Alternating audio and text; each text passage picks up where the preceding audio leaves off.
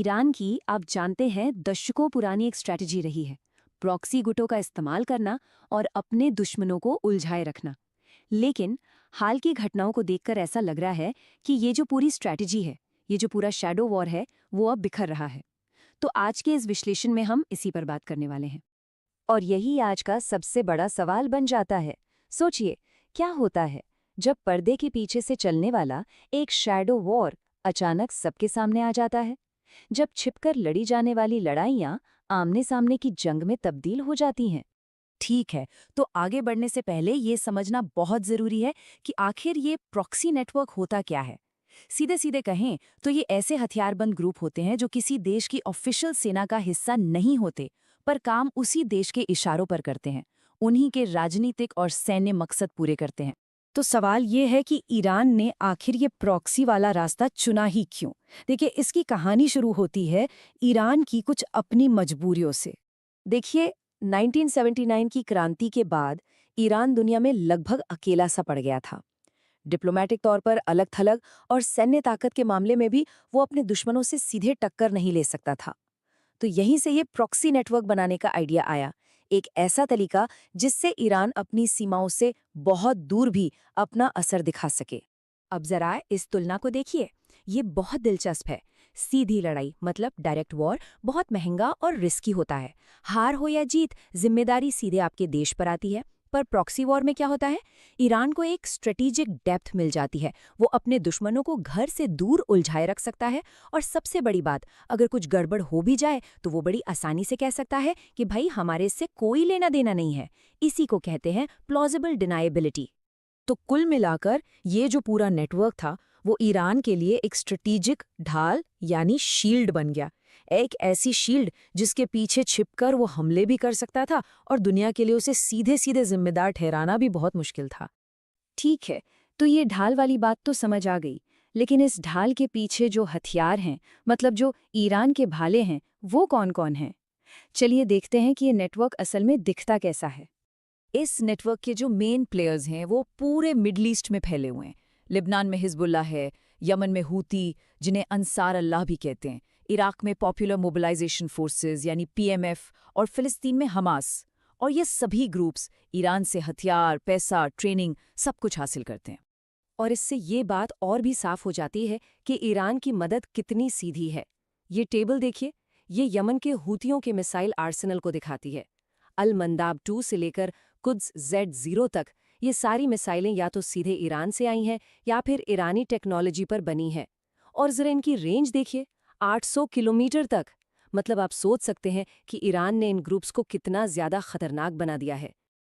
अब इराक में जो पीएमएफ है उसका मामला तो और भी ज्यादा पेचीदा है। ये जो कोटेशन है ये इसे बिल्कुल सही तरीके से बताता है। ये ग्रुप्स एक तरह के ग्रे जोन में काम करते हैं। मतलब कागज पर तो ये इराकी सरकार का हिस्सा हैं, लेकिन असल में चलते अपनी मर्जी से हैं। तो एक ही वक्त में ये स्टेट का हिस्सा भी हैं और स्टेट से बाहर भी। एक हाइब्रिड फोर्स जो जाहिर है ईरान के लिए बहुत काम की चीज है। लेकिन इस पूरे नेटवर्क का जो सबसे बड़ा और सबसे ताकतवर प्रॉक्सी माना जाता है वो हमेशा से रहा है लेबनान का हिजबुल्ला। पर हाल फिलहाल में उसकी असली ताकत को लेकर ना बड़े गंभीर सवाल उठ रहे हैं। एक तरफ अल्मा रिसर्च सेंटर का एक अनुमान है जनवरी 2026 का। इसके मुताबिक हिजबुल्ला के पास करीब करीब 25,000 रॉकेट और मिसाइलें थीं। ये बहुत बड़ी तादाद है। लेकिन फिर सिर्फ 2 महीने बाद इजरायली इंटेलिजेंस एजेंसीज का एक बिल्कुल ही अलग एस्टिमेट सामने आता है।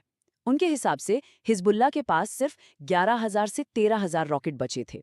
मतलब 85% की जबरदस्त कमी। तो ये जो 2 आंकड़ों में इतना बड़ा फर्क है वो यही दिखाता है कि हिजबुल्ला की ताकत अब एक पहेली बन चुकी है। और हिजबुल्ला की ताकत पर उठा ये सवाल अकेला नहीं है। असल में ईरान के पूरे प्रॉक्सी नेटवर्क पर चारों तरफ से दबाव पड़ रहा है और अब उसमें दरारें साफ साफ दिखने लगी हैं। पिछले कुछ वक्त की घटनाओं पर नजर डालें तो पूरी तस्वीर साफ हो जाती है। सबसे पहले दिसंबर 2024 में सीरिया में असद सरकार गिर गई। ये ईरान के लिए एक बहुत बहुत बड़ा झटका था, क्योंकि लेबनान तक हथियार पहुंचाने का ये मेन लैंड रूट था। फिर 2025 में अमेरिका ने इराक में ईरान के प्रॉक्सी ग्रुप्स पर दबाव बढ़ाना शुरू कर दिया और जैसा हमने देखा, मार्च 2026 आते आते तो हिजबुल्लाह की अपनी ताकत पर ही सवालिया निशान लग गए। देखिए, सीरिया का हाथ से जाना ये सिर्फ एक घटना नहीं थी, ये ईरान की पूरी स्ट्रैटेजी के लिए एक भूकंप की तरह था। सोचिए, जो सप्लाई लाइन सालों से बिना किसी रोक टोक के चल रही थी, वो रातों रात बंद हो गई। अब ऐसे में पूरे नेटवर्क को सपोर्ट करना और उसे बनाए रखना बहुत ज्यादा मुश्किल हो गया है। और जाहिर है, जब प्रॉक्सी वाली ये ढाल कमजोर पड़ती है तो फिर ईरान के पास छिपने की ज्यादा जगह बचती नहीं है। इसका मतलब बिल्कुल साफ है, वो जो प्लॉजिबल डिनायबिलिटी वाला दौर था वो अब खत्म हो रहा है। प्रॉक्सी के पीछे छुपकर लड़ने की जो स्ट्रैटेजी थी वो अब उतनी कारगर नहीं रही। और यही इस पूरे विश्लेषण का सबसे बड़ा पॉइंट है। जैसे जैसे ईरान के प्रॉक्सी कमजोर पड़ रहे हैं, उसे अपने इंटरेस्ट बचाने के लिए खुद मैदान में उतरना पड़ रहा है। और इसका नतीजा क्या है? नतीजा ये है कि अब ईरान और उसके दुश्मनों के बीच डायरेक्ट टकराव यानी सीधे सीधे जंग का खतरा बहुत ज्यादा बढ़ गया है।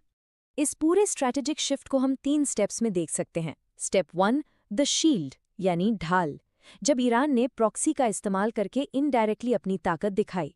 स्टेप 2, द क्रैक्स यानी दरारें, जब ये प्रॉक्सी कमजोर होने लगे और उनकी रोकने की ताकत कम हो गई। और अब हम हैं स्टेप 3 में, द कॉन्फ्रंटेशन यानी सीधा टकराव, जैसा कि हमने ऑपरेशन ट्रू प्रॉमिस 3 जैसी घटनाओं में देखा, जहां ईरान को मजबूरन सीधी मिलिट्री कार्रवाई करनी पड़ी। तो आज हम एक बहुत ही खतरनाक मोड़ पर खड़े हैं। जो शैडो वॉर था वो खत्म हो रहा है और पर्दा उठ रहा है। ऐसे में सवाल ये उठता है कि जब ये ढाल पूरी तरह से टूट जाएगी तो क्या फिर पूरे इलाके में एक बड़ी जंग होना तय है? ये एक ऐसा सवाल है जिसका जवाब शायद आने वाला वक्त ही देगा।